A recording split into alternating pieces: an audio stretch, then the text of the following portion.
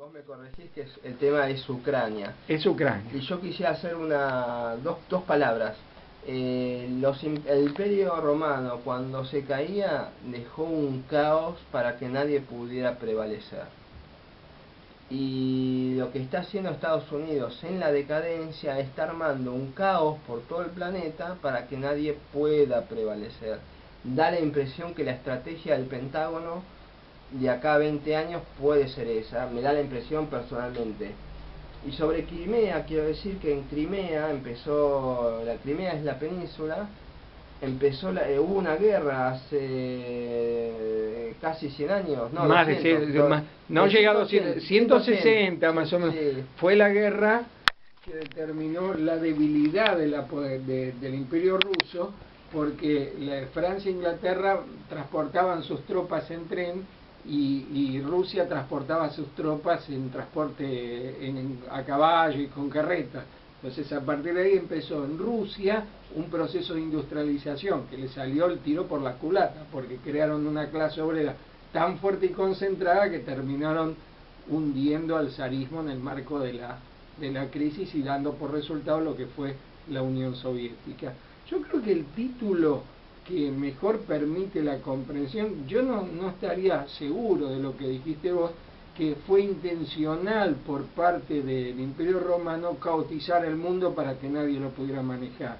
No lo podría asegurar, ni tampoco podría asegurar que Estados Unidos quiere caotizar el mundo para que nadie ocupe su lugar de gran potencia dominante. El problema es que el enmascarado no se rinde, el imperialismo quiere agudizar los conflictos y marchar más hacia la guerra, porque es la única industria seria que le queda.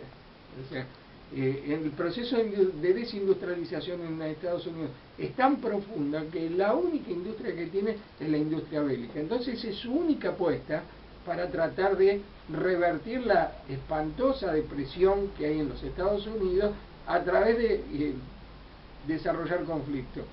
No se habla mucho en los medios que tenemos un conflicto muy serio en el mar de China que lleva a que todos los países estén enfrentados todos contra todos, Corea del Sur contra Corea del Norte, Corea del Sur contra Vietnam, Filipinas contra Vietnam, China contra Japón, y todo eso lleva a venta de armamentos.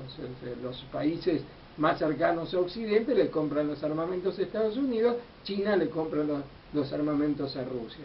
El conflicto en Venezuela tiene la misma raíz. Estados Unidos está fogoneando un proceso de desestabilización en Venezuela, y también explica el conflicto de Ucrania. En el mes de noviembre, el presidente Yanukovych, Víctor Yanukovych, que luego fue depuesto, se negó a firmar un acuerdo con la Comunidad Europea que implicaba cerca de 30.000 adecuaciones, desde el tipo de enchufe que iba a haber en las casas hasta los parámetros del déficit fiscal, del funcionamiento del gasto público.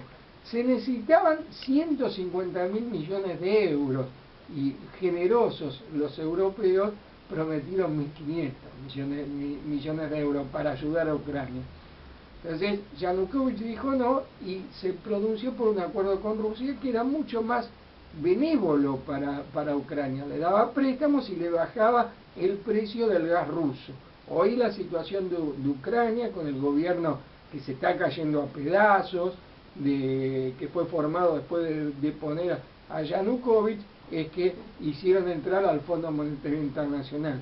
Quisieron resolver la enfermedad ucraniana con un purgante y como los médicos medievales. Un enfermo le cortaban las venas, entonces desangraba y no tenía más enfermedad, pasaba a la categoría de muerto. El plan que el Fondo Monetario Internacional aprobó para Ucrania implica baja en los salarios, baja en las jubilaciones y aumento en el gas. Y el frío que hay en Ucrania es frío en serio, no es el frío de Buenos Aires. Se ve que es una situación tétrica la que tiene por delante el pueblo ucraniano. Entonces empezaron manifestaciones contra el proceso que Yanukovych llevaba de acuerdo con Rusia, que tienen una raíz muy profunda. la mitad de la población más o menos de Ucrania es prorrusa y la mitad de la población de Ucrania es prooccidental. O sea, tiene raíces lingüísticas, étnicas, algunos son rusos étnicamente, otros son población originaria de la región que se los llama tártaros. Entonces, la población más cercana, más al occidente de Ucrania, es pro países occidentales. La población más cercana a Rusia es pro rusa, o sea, la población del este. Y Crimea era una república soviética hasta que en 1954 Nikita Khrushchev la transfirió a Ucrania. Por eso cuando se disolvió la Unión Soviética, Crimea, cuya población es mayoritariamente rusa, quedó con Ucrania. Entonces, al principio las manifestaciones tenían una raíz que tenía que ver con la propia sociedad ucraniana. O sea, la población pro-occidental quería vincularse con Occidente. Pero trasladaron de Siria combatientes de Al-Qaeda para apoyar a los occidentales. Dio un paso adelante una agrupación política ucraniana que se llama Svoboda, que son nazis. Y fueron reforzados por oficiales del ejército israelí. O sea, es la intervención de Estados Unidos lo que le dio mucha continuidad al proceso de movilización. Y a finales de febrero hubo un momento en que Yanukovych tiró la toalla. Bueno, vamos a elecciones anticipadas en mayo. Se firmó un acuerdo. Yanukovych integra un partido que se llama Partido de las Regiones. Vamos a un acuerdo, llamamos a elecciones anticipadas y que el pueblo decida en el futuro. Y al otro día lo depusieron. Fue un golpe de Estado el que se dio y que terminó con la presidencia de Yanukovych. Entonces vos tenés una situación en la que el bloque occidental, la OTAN, la Unión Europea, Estados Unidos, metieron dinero y recursos para desestabilizar a Yanukovych. Y en el momento que lo voltearon a Yanukovych, en Rusia se estaban desarrollando los Juegos Olímpicos de Invierno en Sochi. Creo haberlo dicho en otras veces que me has invitado. Hubo un momento en que el príncipe Bandahar, canciller de Arabia Saudita, viajó a Moscú y le dijo, bueno, Putin, si vos te portás bien, nos dejás actuar en Siria, nos dejás intervenir en Siria, no te jodemos en los Juegos Olímpicos de Invierno. Y Putin contestó, si ustedes intervienen en Siria, es lo mismo que si bombardean Moscú. O sea, declaraba la guerra total. Entonces, Putin se jugaba mucho con esos Juegos de Invierno que no hubiera atentados terroristas. Entonces, viene la desestabilización de Yanukovych y se decía, cuando terminen los Juegos Olímpicos de Invierno, Rusia va a mover sus piezas. Y efectivamente movió sus piezas primero hacia la frontera con Ucrania y la frontera con Crimea, y hay detalles geopolíticos que no se pueden soslayar. En el Mar Negro está la principal flota marítima de Rusia y es una cuenca de incalculables recursos petrolíferos y gasíferos. O sea, tiene esa doble condición de ser el espacio en el cual está sentada la principal flota marítima de Rusia y tiene valor estratégico fundamental. Todo Ucrania es un país de un valor estratégico y geopolítico decisivo, porque pasan los gasoductos que llevan el gas de Siberia a los países rusos. La fortaleza de Putin es que si cierra la llave del paso del gas, se arma un despelote terrible en toda Europa porque van a tener que cocinar con leña en los hogares europeos. Entonces, terminaron los Juegos Olímpicos de Invierno y Putin, sin invadir ningún país, pues se dijo que Crimea fue invadida por Rusia. No hubo un solo soldado de Rusia en Crimea, pero sin duda movió agentes políticos que alentaron al pueblo crimeo a que quisiera unirse a Rusia y no a la comunidad económica europea. Y es como si se le da a un pueblo a elegir, ¿qué querés? ¿Tener un buen nivel de vida? ¿O querés que te den a tomar el purgante que el Fondo Monetario Internacional le da a Grecia, le da a España?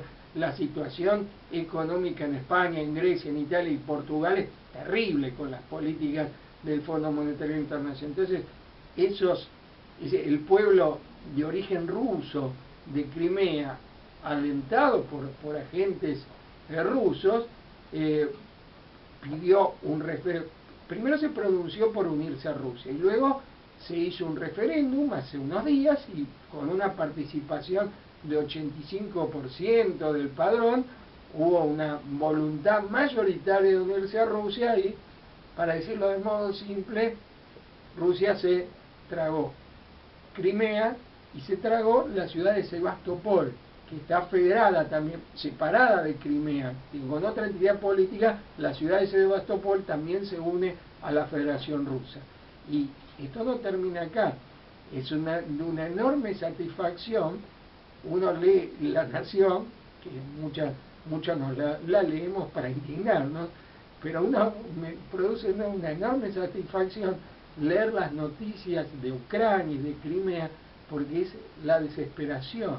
Occidente no puede hacer nada, o sea, se dan cuenta que si van a una guerra va a ser peor para Occidente, y ya todas las fronteras de Ucrania están con tropas rusas, y mi pronóstico que en un futuro no lejano, por lo menos la parte occidental de Ucrania termine dentro de la Federación Rusa, porque es incontenible. La parte oriental. Me equivoqué, que si la parte oriental de Ucrania, que es la más cercana a Rusia y donde predomina la población rusa. Occidente está paralizado, amenazan con sanciones, toman alguna represalia a empresarios y dirigentes políticos rusos, les confiscan o les congelan las cuentas que tienen en países occidentales, pero efectivamente nada.